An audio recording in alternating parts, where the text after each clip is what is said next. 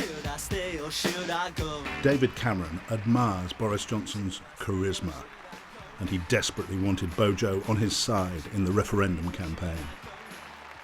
But Johnson wouldn't make up his mind. Should I stay or should I go? In February, he drove to his bolt hole in Oxfordshire, having said he was genuinely conflicted on whether or not to go for Brexit, and was veering all over the place like a supermarket trolley. Johnson was being offered a top cabinet job by Cameron if he joined the Remain campaign.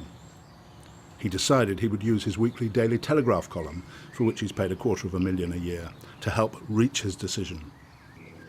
I've been told by someone in a position to know that you wrote 2 articles for the Daily Telegraph, because you knew you had to have an article in the Daily Telegraph on the Monday. One was for staying in, the other was for getting out. And the person who told me this said that the one for staying in was the more persuasive.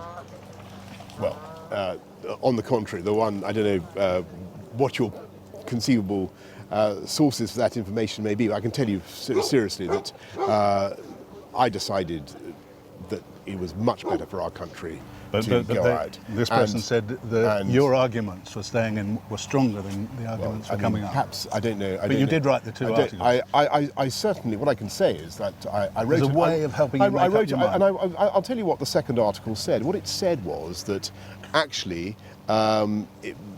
irrespective of my objections to the way the EU was going, in order to support my party and the Prime Minister, it would be better to stay in. And I thought, in the end, that wasn't a good enough reason.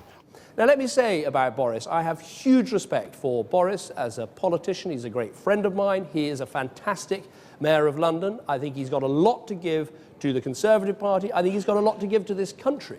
But on this issue, I think he's got it wrong. And I think he's reached the wrong conclusion. So we're going to have, I hope, a very reasonable and civilised argument.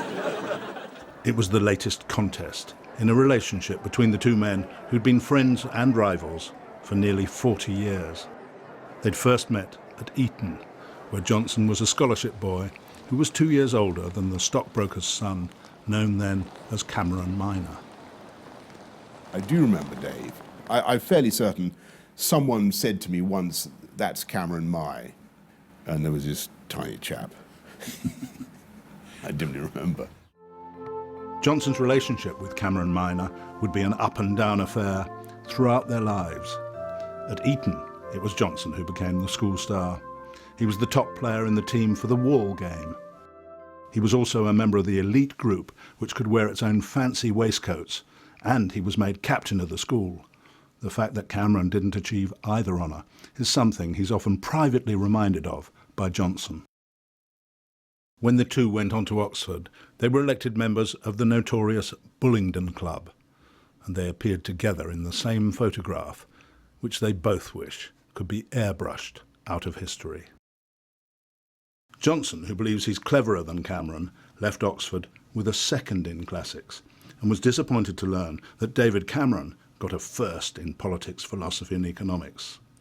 Cameron's ambition, like Johnson's, was to become Prime Minister. He's very clever, he's totally devoted to politics. Indeed, when he was very young, he was nicknamed the Prime Minister because he always took politics very seriously, he always saw it as his career. The 2 men were elected Tory MPs for safe seats in the Cotswolds in 2001 and were fast rising up the greasy pole, until Boris was sacked from the shadow front bench for lying about a love affair to the then party leader, Michael Howard. At the time, David Cameron MP was one of the leader's chief advisors. Did you think it was a good idea for Michael Howard to sack Boris Johnson? It's obviously that's one for him rather than for me, but I think there's a very difficult issue when you've said one thing publicly and then you have to say something else publicly, and even though it's about your private life. But Boris is a very close friend of mine and colleague, and it was obviously a very tough time for him as well.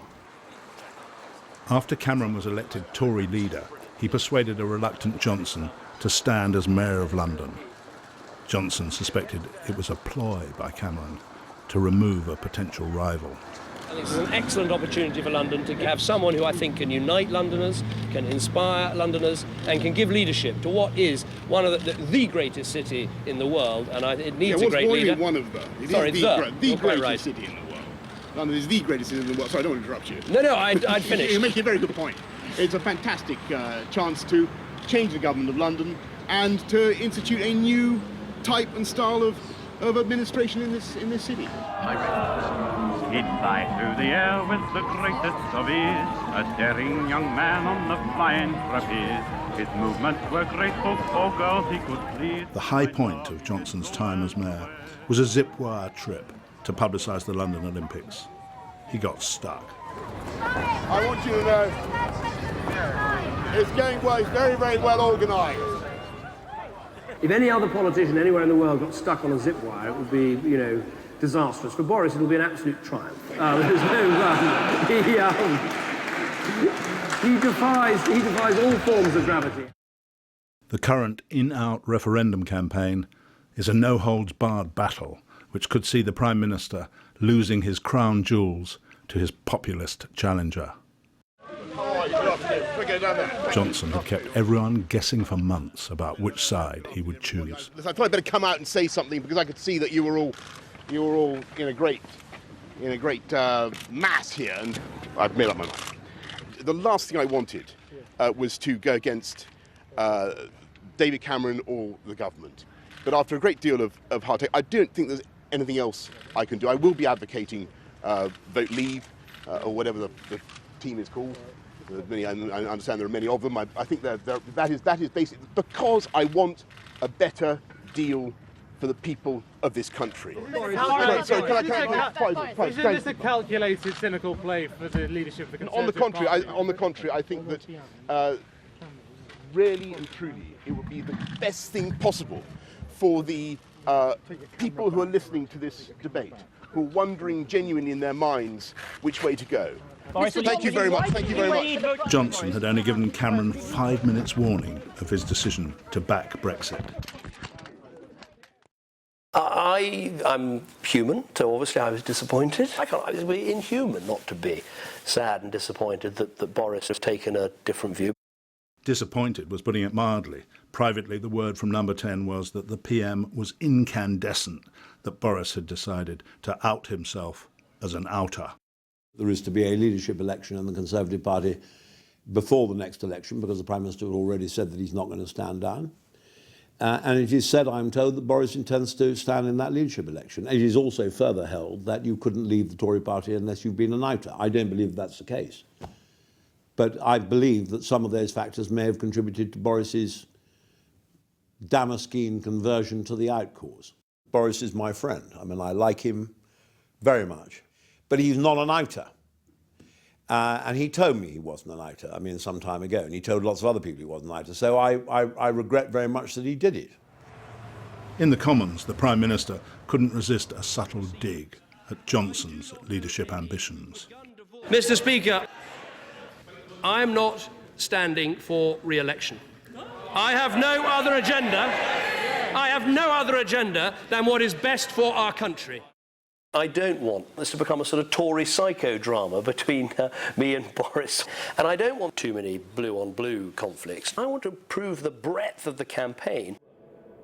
Cameron launched the Remain campaign in the impressive establishment surroundings of the British Museum. Isolationism has never served this country well. Whenever we turn our back on Europe, sooner or later we come to regret it. The serried rows of white headstones in lovingly tended Commonwealth war cemeteries stand as silent testament to the price that this country has paid to help restore peace and order in Europe. Cameron's speech was immediately interpreted by much of the press and by Boris Johnson as what they dubbed Project Fear, that leaving Europe could threaten a third world war. I think all this talk of World War III and bubonic plague is totally demented, frankly. Johnson made a point of contrasting the Leave campaign with the splendour of Cameron and the Remainers.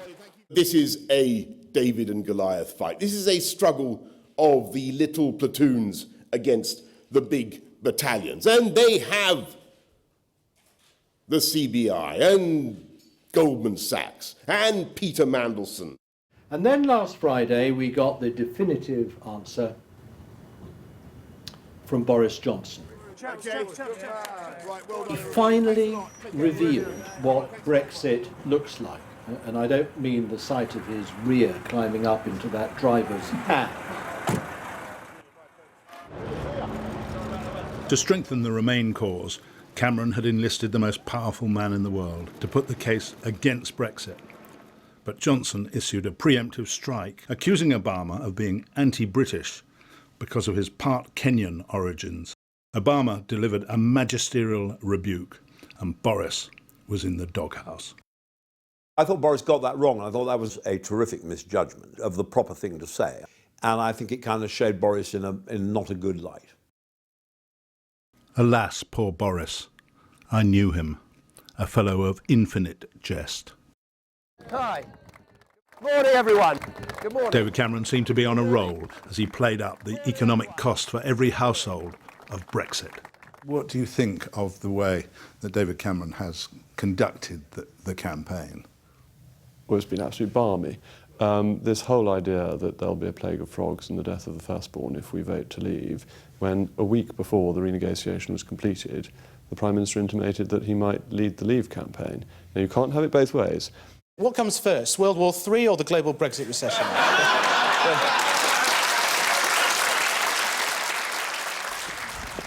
Johnson now tried a bit of Project Fear of his own.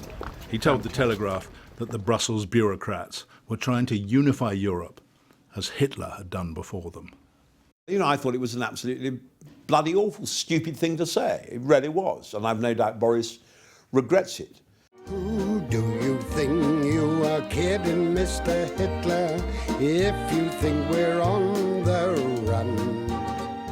In a magazine interview, Cameron said, "Boris and I are still friends, just not such good friends."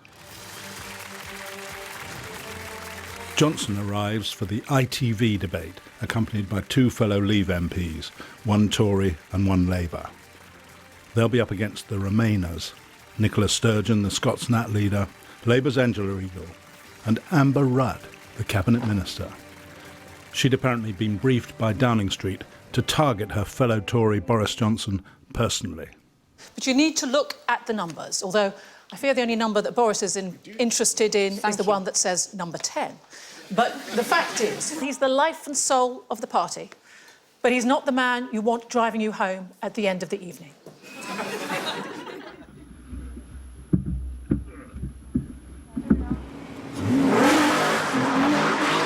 Straight after Amber Rudd's attack on Johnson, David Cameron tweets that Amber Rudd is the star of the programme. I don't think I would want Boris to drive me anywhere particularly, actually, but I don't think she meant anything particularly sinister. Yes, I wasn't quite sure whether this was trying to suggest that Boris was a drunk driver or he was not safe in taxis. Either way, I thought it was deeply undignified and potentially lewd comment for a cabinet minister to make. What did Johnson make about Amber Rudd's charge that he's only interested in getting to number 10? I really just repeat what I've said. I think people genuinely want to focus on the issues. I think, yes, of course, people are going to want to distract into all sorts of sideshows, but the crucial thing is, what are the facts for the British public? What is really at stake? How much... Yeah, anyway, sorry. Shall we do that again? The immigration issue has been the trump card played by the Leave campaign.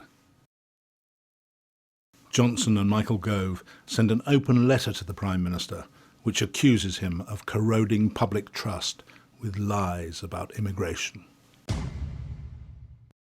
A Leave campaign resorting to total untruths to con people into taking a leap in the dark.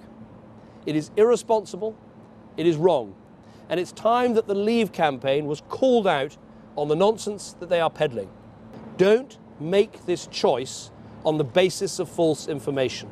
Let me take on this issue absolutely directly, because I am pro-immigration, my friends. I'm the proud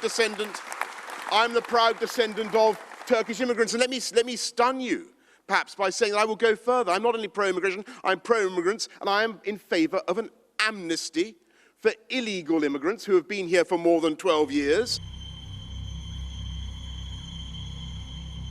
The bitter exchanges between the Prime Minister and the leading pretender for his crown exemplify a campaign widely seen as the most divisive and duplicitous of modern times.